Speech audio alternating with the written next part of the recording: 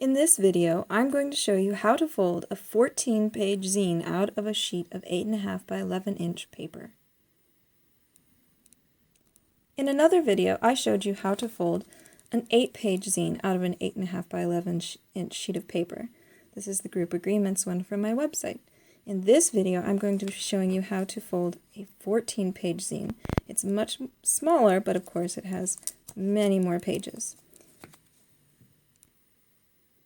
To start, I'll need my zine, in this case a printed out 8.5 by 11-inch Know Your Seattle City Council Members pocket guide that I have on my website. You might use this or one of your own creation.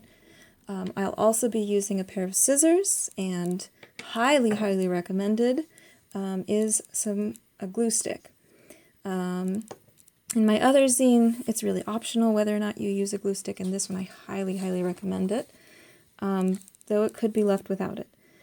First, I am going to be creating a mountain fold along the length of my paper.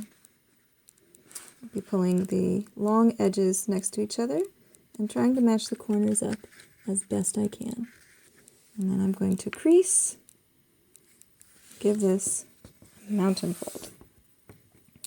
Then I will be making 2 valley folds along the length of the page, taking the length, the long edges, and putting them up against that folded edge, matching it as close as I can, giving it a nice firm crease.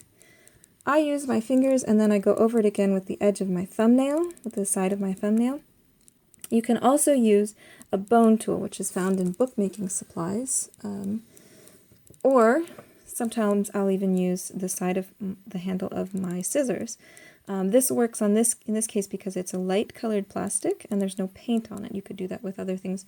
You just want to be careful that it doesn't leave a mark. Also that they're clean. I've also found that things that don't leave a mark are fine until they have dirt on them. That thing can come off. I'm going to make my second valley fold, putting the edge up against the folded edge. Give that a nice good crease as well. You can feel this little zine coming together and thickening. Then I'm going to open it up. So this is, in origami we do pre-creases, and this is kind of similar. It's going to help me define where the pages are and then where I'm going to be able to cut. Taking this, I'm now going to do the same thing but along the short edges. I'm going to make a mountain fold, pulling my short edges together and corners as close as I can. Oops. I want to get this as close as I can because there's so many pages in this book. Alright, and I'm going to give that a good firm crease. And now I'm going to make 2 valley folds, pulling the short edge up against the short folded edge on one side, as close as you can. It's a good exercise for me with all of the zines that I've made to remember that it will never ever be perfect. Here's my second valley fold on the short side, as close as I can. Being mindful, but not too attached to the outcome.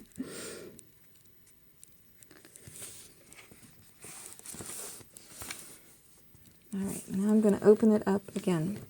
All of these pre-creases will be useful when I fold the book together, but especially in this step right now when I cut. So, these 2 valley folds are going to, so this is looking at the paper like this so that the bottom row is upright, the one that has the special secret instructions on it. I'm going to want to cut from the right up until this juncture here of these two folds, these 2 creases. I have 2 little lines here. On other zines I might use different marks. I'm trying out, experimenting a little bit. So I'm going to cut from the right edge all the way in to there, both on this valley fold and on the other valley fold. And then I'll be cutting on the mountain fold here from the left into this point here where these 2 creases meet. And so it's going to kind of create a big zigzag.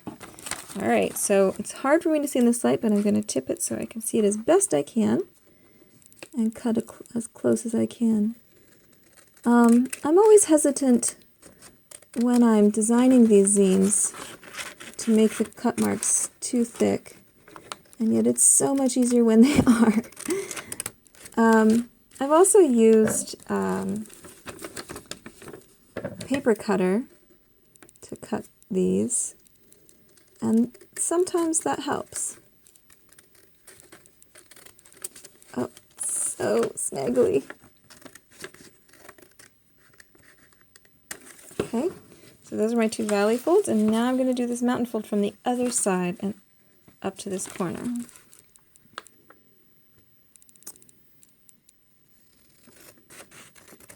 I was showing this to a librarian, and she thought it was really neat that you could fold a whole sheet into pages, and I said this is actually how most of our bound books are made. All the pages are folded together and then bound, and then the edges sliced off so that they're free moving. So now this is sort of the magic with this zine, where we'll start from the side that we can see. So this is the back cover and this is the front cover. And from here I'm going to follow this crease. This is my interior pages. Then I'm going to turn this page. And you sort of, zigzag accordion fold back and forth. So there and there, fold that. And then here, this is a valley fold, but we're going to turn that into a mountain fold. And this is my last interior page. So I'm going to fold that back. Give this a little crease while I'm at it. And so now I'm left with, here's the front of my zine, and that's the back page, but I've got these 2 pages hanging off. So this page says tuck behind front cover. I am going to try, and I haven't done this before, so I'm going to try this now, bringing out the glue already. Normally, I would just tuck this, like I said, behind that front cover, like so. But then I realized it kind of can slide around. So what I'm going to do is, while I have it here, I'm going to give it a little glue, just along the edges, and help it stay in place. And then I have this back cover, and you'll notice on my zine here it says paste back cover here. This is as much for myself as anyone else who prints these out. I also on this one have put my name and the date on this edge because I know that this page is not going to reach all the way around, so when I glue it I'm going to be careful that it doesn't cover it. So this is where you'll also want to use glue, and you can, if you're don't have a lot of glue or time, you can do just 1 stroke, or put several strokes so that it adheres really nicely. This is where I'm going to be careful to pull this page so that it doesn't cover the name and date that I have on here. And then glue it down. And it almost has kind of a book feel, because now there's these 2, the camera's not focusing on that for you, but there's these 2 pages that have wrapped around and kind of bound together the inner pages. This is the booklet, and so now we have these pages. Another, if you, again, this is optional at this point, but there are pages that are back to back where the corners meet up at the bottom, which is where we usually turn with our thumbs. And so I find it's nice to put just a dot of glue there. Up here it's less of a hindrance to usage, but I might as well while I'm at it. And then again here.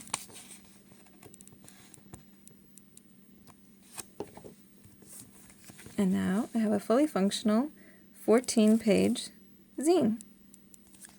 Thanks for watching, and I hope you enjoy making your own zines.